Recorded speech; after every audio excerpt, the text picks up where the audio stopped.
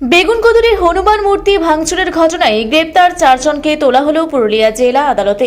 ধর্মীয় ভাবাবেগে আঘাত এবং মূর্তি ভাঙচুরের ঘটনায় উত্তপ্ত পুরুলিয়ার বেগুনকোদর এলাকা।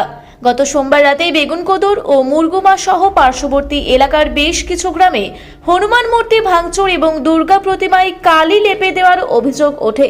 এই ঘটনার প্রতিবাদে মঙ্গলবার সকাল থেকে সরব হন বজরং দল ও স্থানীয় হিন্দুত্ববাদী সংগঠনের সদস্যরা।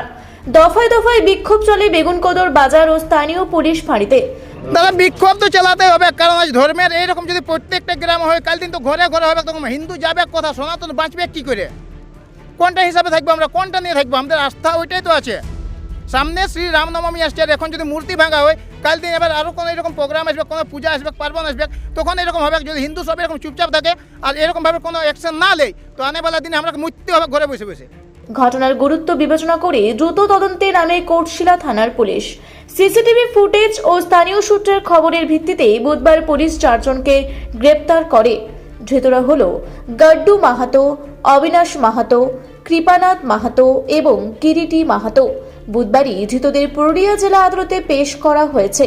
এই চক্রে আরও কেউ জড়িত কিনা তা খতিয়ে দেখছে পুলিশ। ঘটনাটি নিছক দুষ্কৃতিমূলক নাকি এর পেছনে গভীর রাজনৈতিক ষড়যন্ত্র রয়েছে তা নিয়ে শুরু হয়েছে রাজনৈতিক তরজা।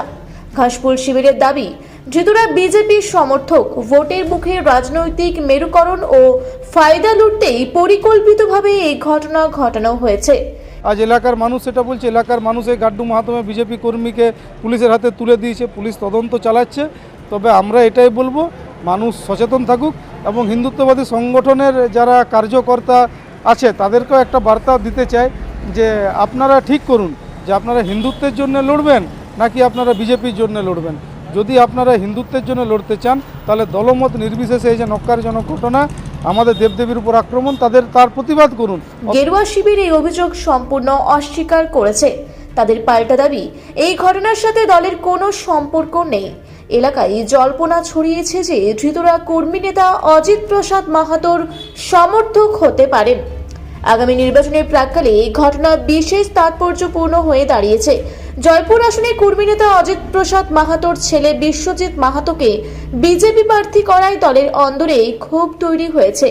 স্থানীয় কর্মীদের অভিযোগ, প্যারাশুট প্রার্থী করার ফলে বহু পুরনো বিজেপি কর্মী প্রচারে নামছেন না। এই ডামাডোলের মধ্যেই মূর্তি ভাঙার ঘটনায় ধৃতদের সাথে বিজেপির নাম জড়িয়ে যাওয়ায় অস্বস্তি আরও বেড়েছে গেরুয়া শিবিরের। বজরং দল সাপ জানিয়েছে, হিন্দু ধর্মের উপর এই আঘাত তারা মেনে নেবে না। দোষীদের দৃষ্টান্তমূলক শাস্তির দাবিতে এবং ধর্মের অবমাননার বিরুদ্ধে আগামী দিনেও তারা বড়সড় আন্দোলনে নামার হুঁশিয়ারি দিয়ে রেখেছে। বর্তমানে এলাকায় পুলিশি টহলদারি বাড়ানো হয়েছে এবং পরিস্থিতি নিয়ন্ত্রণে থাকলেও চাপা উত্তেজনা বিরাজ করছে। পুরুলিয়া থেকে শেফালি মাহাতোর রিপোর্ট, রূপসী বাংলা মিডিয়া। আপনারা দেখছেন রূপসী বাংলা মিডিয়া। এখন একটা ছোট্ট বিরতি, ফিরে আসছি বিরতির পর। পুরুলিয়ায় পাত্রপাত্রী যোগাযোগের একমাত্র বিশ্বস্ত প্রতিষ্ঠান বিবাহ পরিচয়। আপনার মনের মতো জীবনসঙ্গী খুঁজতে পাশে রয়েছে বিবাহ পরিচয়।